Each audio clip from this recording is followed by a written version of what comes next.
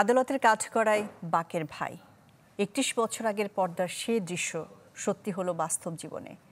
Hotel কর্মী হত্যা মামলায় আসাদুজ্জামান নূর মাথা নিচু করে এজলাসে দাঁড়িয়েছিলেন প্রায় ১ ঘন্টা। পর্দার বাকের ভাই থেকে রাজনীতির পথ চলার আসাদুজ্জামান নূরের গল্পটা জানাচ্ছেন মাসুদুর রহমান।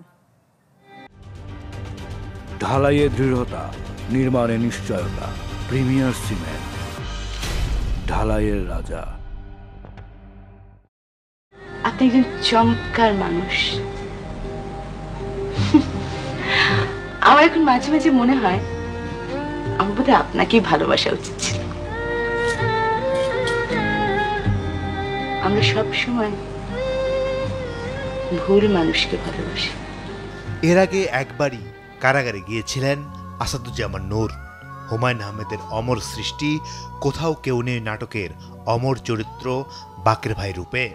সেই চরিত্রই যেন বাস্তবে ফিরে এলো ৩১ বছর পর।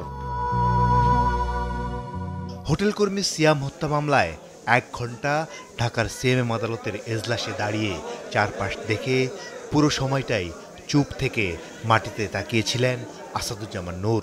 এত মানুষের ভিড়েও বাকের ভাইয়ের জীবনে যেন কোথাও কেউ নেই। শান্ত ভদ্র একটি যুবক, মুখের দাড়ি তাকে কি অসাধারণ মানিয়েছে। আজ থেকে ৩১ বছর আগে এই সেপ্টেম্বরেই ফাঁসির রায় হয় পর্দার বাকের ভাইয়ের। তৎকালীন প্রধানমন্ত্রী পর্যন্ত ফোন দিয়ে ফাঁসি ঠেকাতে অনুরোধ করেছিলেন, কিন্তু ঠেকানো যায়নি। ফাঁসির আগে মুনা বাকের ভাইয়ের হাত ধরতে চেয়েছিল, কিন্তু এদিন কেউই পাশে ছিল না বাকের ভাইয়ের। আপনার হাতটা একটু দেন তো, কিছুক্ষণ ধরে রাখি। কর্মজীবনে যে জায়গায় হাত দিয়েছেন সেখানেই স্বর্ণ ফলিয়েছেন বাকের ভাই, কিন্তু রাজনীতিতে এসে নানা প্রশ্নে জড়িয়ে যান আসাদুজ্জামান নূর। নীলফামারী ২ থেকে একাধিকবার নির্বাচিত সংসদ সদস্য নূর হয়েছিলেন সংস্কৃতি মন্ত্রীও। রয়েছে তার গাড়িতে হামলার অভিযোগে ৬ জনকে ক্রসফায়ার দেওয়ার মতো গুরুতর অভিযোগও। আমি জেলে আছি বলে তো তুমি আজকে আমার কাছে আসলা, কত কিছু নিয়ে আস। আপনি এবার যখন এখান থেকে বেরিয়ে যাবেন তখন কি? তখন আমি আপনাকে নিয়ে এই শহর থেকে অনেক দূরে চলে যাব। পরাজয় মানতে না চাওয়ার মানসিকতায় হয়তো রাজনীতিতে নাম লিখিয়ে একটি বড় পক্ষের কাছে গ্রহণযোগ্যতা হারিয়েছিলেন আসাদুজ্জামান নূর।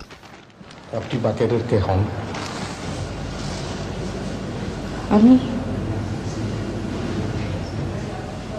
আমি কেউ না। একা থাকতে চাইতেন না আসাদুজ্জামান নূর, তবে আগামী কটা দিন হয়তো একাকিত্বের সেই ভয়কে সাথে নিয়েই কাটাতে হবে এই বর্ষিয়ান রাজনীতিবিদকে।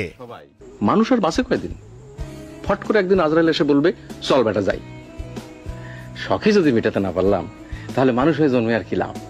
বাকের ভাই হয়তো শেষ হয়ে যাবেন না, আপাতত কারাগারে থাকবেন।